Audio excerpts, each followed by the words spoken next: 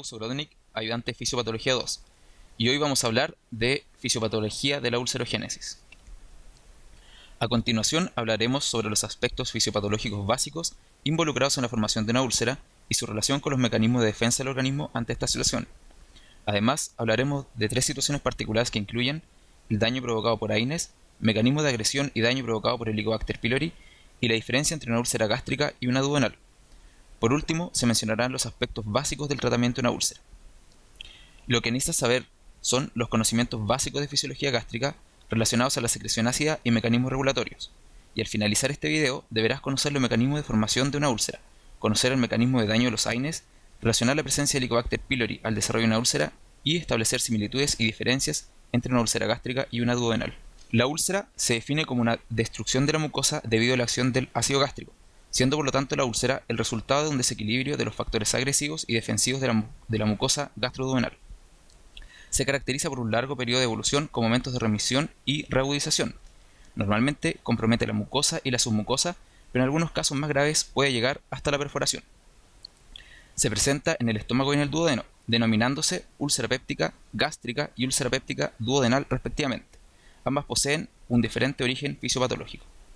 Como recordarás de tu curso de fisiología, el estómago se divide en dos áreas desde el punto de vista funcional.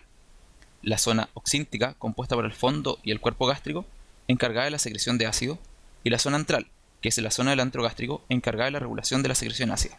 En cada zona existen diferentes células que cumplen diversas funciones. En la zona oxíntica se encuentran las células enterocromafin-like, las células D y las células de la superficie mucosa, mientras que en la zona antral se encuentran principalmente las células G, las células D y las células de la superficie mucosa.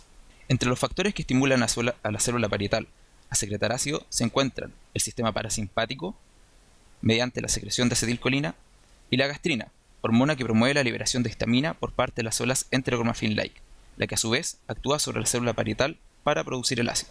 Por otra parte, la secreción ácida es inhibida por la somatostatina, producida por las células D, que inhibe tanto a las células enterocromafin-like como a las células parietales. La secreción ácida, además, es inhibida por las prostaglandinas, mediadores producidos por las células de la superficie mucosa, que además ejercen un papel fundamental a nivel gástrico al ser las principales estimuladoras de la secreción de mucus y de bicarbonato. Mecanismos de defensa y agresión gástricos. Es importante recordar que existen mecanismos de defensa y de agresión del estómago, los cuales en condiciones normales están en equilibrio, pero cuando ocurre un desequilibrio de estos se produce la úlcera péptica.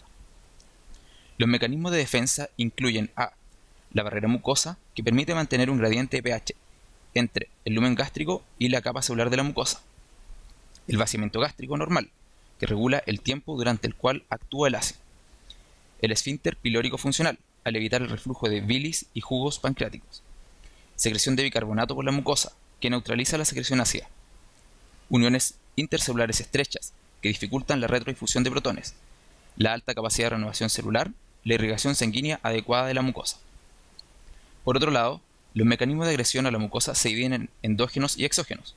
Dentro de los endógenos encontramos al HCl del jugo gástrico, la pepsina, el jugo pancreático y la bilis, mientras que dentro de los exógenos están los antiinflamatorios no esteroidales, el Helicobacter pylori, el tabaco y el alcohol. Mecanismos fisiopatológicos del desarrollo de la úlcera péptica gástrica y duodenal. Dentro de las causas más comunes de úlcera se encuentran la infección por Helicobacter pylori, entre un 60 y un 95%, y el uso de AINES entre un 5 y un 20%, las cuales mencionaremos más profundamente en este video. Daño provocado por antiinflamatorios no esteroidales. Es importante mencionar que la barrera mucosa es muy dependiente de la producción de prostaglandinas, ya que éstas estimulan la secreción de mucus y bicarbonato, favorecen la reepitelización, modulan el flujo sanguíneo de la mucosa, protegen el endotelio capilar de la agresión, mejoran la resistencia específica al ácido por la síntesis de fosfolípidos de membrana, y además la prostaglandina E2 es un antagonista fisiológico de la histamina sobre la célula parietal.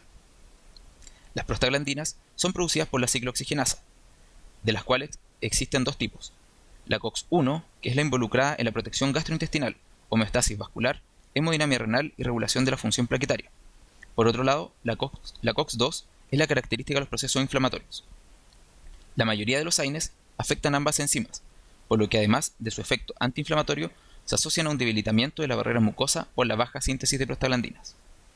En el caso particular del ácido acetilsalicílico, además de ser un AINES que actúa vía sanguínea debilitando la mucosa, posee un efecto local por el hecho de ser un ácido débil, que es capaz de penetrar las células y allí, por el pH alcalino, se disocia liberando protones.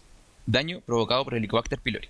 Diversos estudios han demostrado que los pacientes con úlcera gástrica, un 75% tienen asociado Helicobacter pylori, mientras que los pacientes con úlceras duodenales hasta un 96% tiene este factor. El Helicobacter pylori posee una habilidad patogénica por varios factores.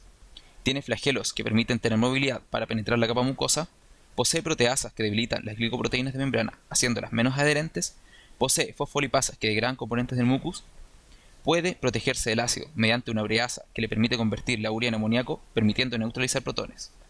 El Helicobacter pylori además genera daño induciendo una respuesta inflamatoria con liberación de citoquinas y reclutamiento de leucocitos. Junto a esto, las cepas patógenas pueden liberar citotoxinas como la VAC-A y la CAG-A, que cuentan con la capacidad de inducir apoptosis. La citotoxina CAG-A, mediante la fosforilación de tirosina, genera cambios morfológicos y proliferación celular en conjunto con una respuesta proinflamatoria.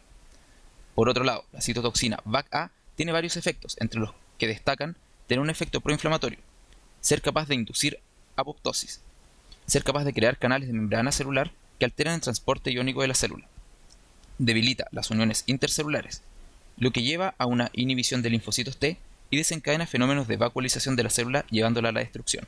Diferencias entre una úlcera gástrica y duodenal. Las principales diferencias entre ambos tipos de úlceras son que se aprecia que la secreción ácida es baja en pacientes con úlcera péptica gástrica y alta en pacientes con úlcera péptica duodenal. En la úlcera péptica duodenal se encuentra elevada la producción de gastrina, que estimula la secreción ácida, mientras que en la úlcera gástrica puede encontrarse normal. En la úlcera péptica duodenal, el Helicobacter pylori produce una gastritis crónica activa con la disminución en la producción de la somatostatina en el antro, llevando a un aumento de la producción de gastrina con el consecuente aumento del ácido. En la úlcera péptica gástrica encontramos inflamación crónica y atrofia gástrica principalmente, provocando disminución de los factores defensivos de la mucosa gástrica. Por los puntos anteriores se dice que está aumentado el mecanismo de agresión en la úlcera péptica duodenal, mientras que en la úlcera péptica gástrica están disminuidos los mecanismos protectores. Tratamiento de la úlcera péptica. La endoscopía es importante como método diagnóstico en el caso de las úlceras pépticas, pero además es fundamental para tomar muestras para biopsia en caso de úlceras gástricas para el diagnóstico diferencial con un cáncer gástrico ulcerado, cáncer de alta prevalencia en nuestro país. Además, la endoscopía tiene un rol importante terapéutico en el caso de hemorragias activas. Actualmente, el tratamiento de las úlceras está enfocado principalmente en disminuir la secreción ácida y erradicar el Helicobacter pylori. Lo principal actualmente es el uso de inhibidores de la bomba de protones, como omeprazol, pues se bloquea el punto final común de la secreción de ácido.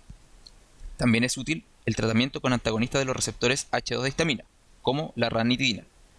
Pero cuando ya está la lesión, hay que restituir la barrera mucosa, por lo que es necesario bloquear la bomba de protones.